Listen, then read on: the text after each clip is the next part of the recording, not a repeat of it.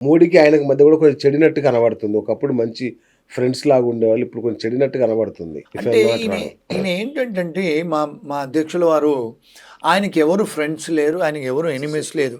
ఆయన overnight decision తీసుకుంటారు. ఆయనకి ఇష్టం లేకుండా ఎవరైనా ఏదైనా చేస్తే డిసిషన్ తీసేసుకుంటారు ఆయన.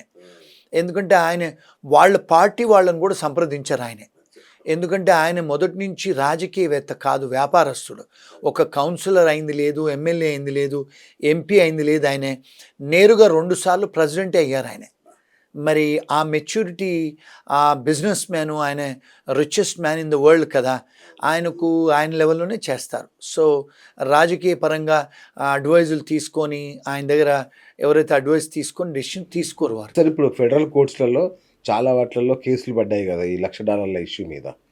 మరి తాత్కాలికంగా స్టే ఏమన్నా వచ్చే ఛాన్స్ ఉందా సార్? టెంపరరీ స్టే ఏమన్నా ఛాన్స్ ఉందా? అంటే ఎంత బలంగా ఉంది? అందరూ వెయిట్ చేస్తున్నారు దానికోసం. డెఫినెట్‌గా వస్తదండి. హ్మ్.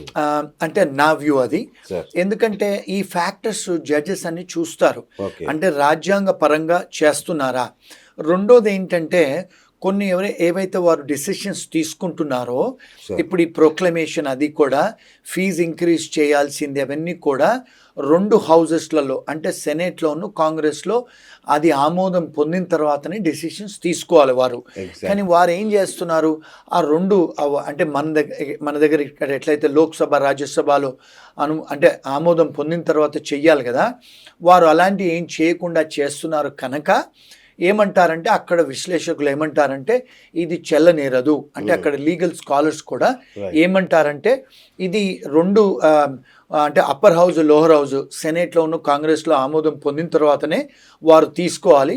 చాలా మటుకు వారు డెసిషన్స్ ఏదైతే తీసుకుంటున్నారో అందులో ఆమోదం పొందకుండానే తీసుకుంటున్నారు కనుక చెల్లనేరదని కొంత విశ్లేషణ. ఎందుకంటే గూగుల్, మైక్రోసాఫ్ట్ లాంటివనుకోండి. $1,00,000 కట్టి తెచ్చుకుంటారు వాళ్ళ ఎంప్లాయీస్‌ని. ఎంతమంది అంటే అంత తెచ్చుకుంటారు. కానీ స్టార్టప్ కంపెనీల పరిస్థితి ఏంటి? అదేనండి. ఇప్పుడు దాన్ని డిస్క్రిమినేషన్ ఎఫెక్ట్ కదా! కదా! ఇప్పుడు మీరు పెద్ద కంపెనీస్‌కు మీరు ఫేవరిటిజమే గదా! ఇండైరెక్ట్‌లీ డబ్బున్న వాళ్ళే తెచ్చుకోవాలి, పెద్ద కంపెనీసే తెచ్చుకోవాలంటే మీరు ఫేవరిటిజమే గదా పెద్ద కంపెనీస్‌కు. రైట్. మరి పెద్ద కంపెనీస్‌కు మీరు ఫేవరిటిజం చేస్తున్నారంటే మీరు బయాస్, ప్రెజుడిసే గదా చిన్న కంపెనీల చాలా మీద. దారుణంగా. అంటే ప్రెజుడిస్ అంటే మీరు పక్షపాతం చూపిస్తున్నట్టే గదా! ఎప్పుడైతే ఏ డిసిషన్ అయినా, ఏ డిసిషన్ ఎవరు తీసుకున్నా పక్షపాతంగా ఉంటే అది అమెరికన్ రాజ్యాంగం ప్రకారం చెల్లనేరదండి. సూపర్. సో అందుకనే ఇవి చెల్లనేరవు. అంటే ఓకే. నా లీగల్ అనాలిసిస్. ఎందుకంటే నేను కూడా అమెరికాలో చదువుకున్నాను గనుక లా చెప్పగలుగుతాను. అక్కడే ఉంటున్నారుగా మీరు. అవును. అమెరికాలో ఇప్పుడు మీరేం చేస్తుంటారు సార్ ఎగ్జాక్ట్‌లీ? అంటే మన వాళ్ళకి ఉపయోగపడే ఇన్ఫర్మేషన్. అంటే నార్మల్‌గానండి నా అనుభవము నేను ఇండియాలో లా చదువుకున్నాను. ఇక్కడ యెస్. కూడా ప్రాక్టీస్ చేస్తాను. లండన్‌లో లా చదువుకున్నాను. అక్కడ ప్రాక్టీస్ చేస్తాను. ఆస్ట్రేలియాలో కూడా లా చదువుకున్నాను. అమెరికాలో కూడా లా చదువుకున్నాను. మళ్ళా పీహెచ్‌డీ ఉంది ఆర్టిఫిషియల్ ఇంటెలిజెన్స్‌లో. హ్మ్. నేను కొన్ని కన్సల్టింగ్ కంపెనీస్ కూడా అడ్వైస్ చేస్తూ ఉంటాను. మా ఫర్మ్స్ ఏంటంటే ఎవరైతే ఎన్ఆర్ఐస్ ఉంటారో యెస్. వాళ్ళకి ఏదన్నా ఇబ్బందులు కలిగితే అంటే ఇప్పుడు మ్యారేజ్ ప్రాబ్లమ్స్ అయినా, లేకపోతే ఎంప్లాయ్మెంట్ ప్రాబ్లమ్స్ అయినా, వీసా ప్రాబ్లమ్స్ అయినా, ఏ ప్రాబ్లమ్స్ అయినా వాళ్ళకు మేము సూచనలు, సలహాలు ఇస్తూ ఉంటాము. ఓకే. ఎస్పెషల్లీ తెలుగు వాళ్ళు ఫోన్ చేస్తూ ఉంటారు మాకు. ఎందుకంటే వాళ్ళకి కంఫర్టబుల్ ఫీల్ అవుతారు తెలుగులో అడిగితే అని. అవును. మేము అందరిలాగా ఏదో $500 తీసుకొని సూచనలు, సలహాలు ఇవ్వము. చాలాసార్లు కూడా ఫ్రీగా ఇస్తాము. ఇచ్చి వాళ్ళకి ఏదైనా కూడా ప్రాబ్లమ్స్ హెల్ప్ చేస్తాం.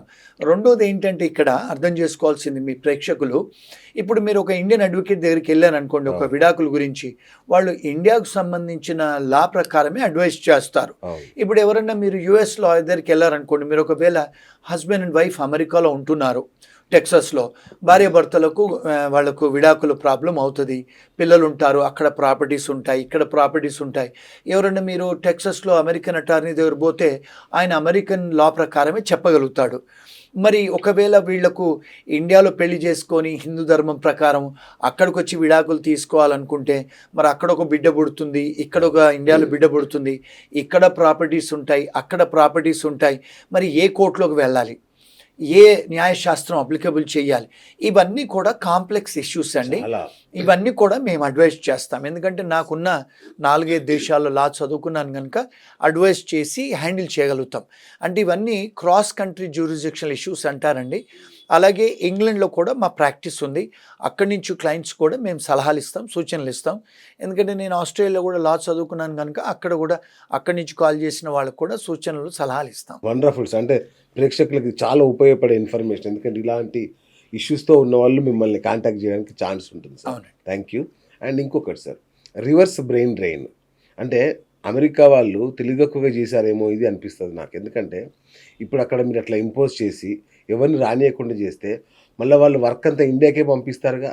ఇది ఇట్లా అవదా అది? అవుతుంది. ఇప్పుడు ఆల్రెడీ చాలామంది వెనక్కి వచ్చేస్తున్నారు.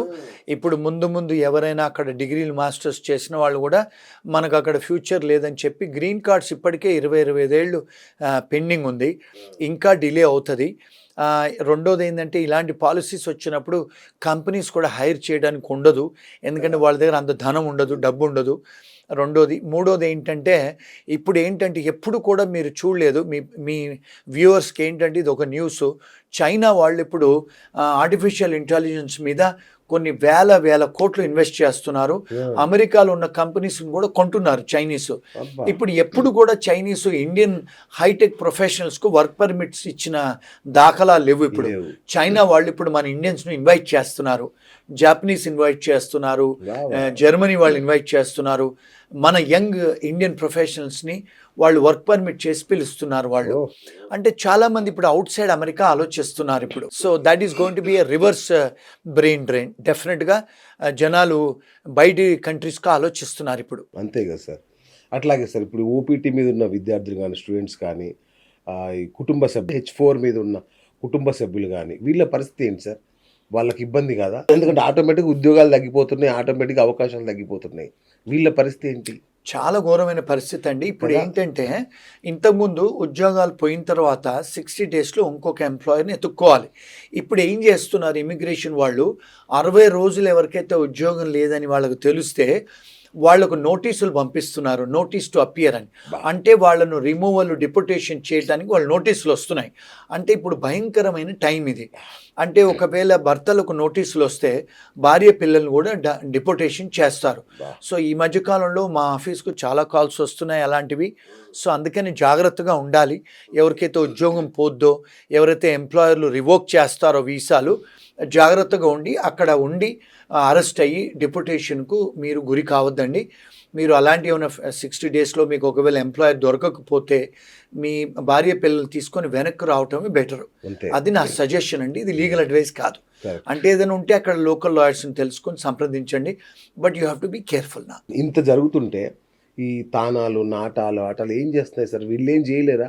అంటే వీళ్ళు అమెరికా రాజకీయాల్లో అట్లలో చాలా కీలకమైన పాత్ర పోషిస్తారు కదా, వీళ్ళకి ఏం వర్డ్ లేదా చెప్పడానికి? అంటే ఇప్పుడు మీకు ఒక విషయం తెలియాలి. అంటే నేను చెప్పిన విషయం ఆట తాట వాళ్ళు నచ్చకపోవచ్చు.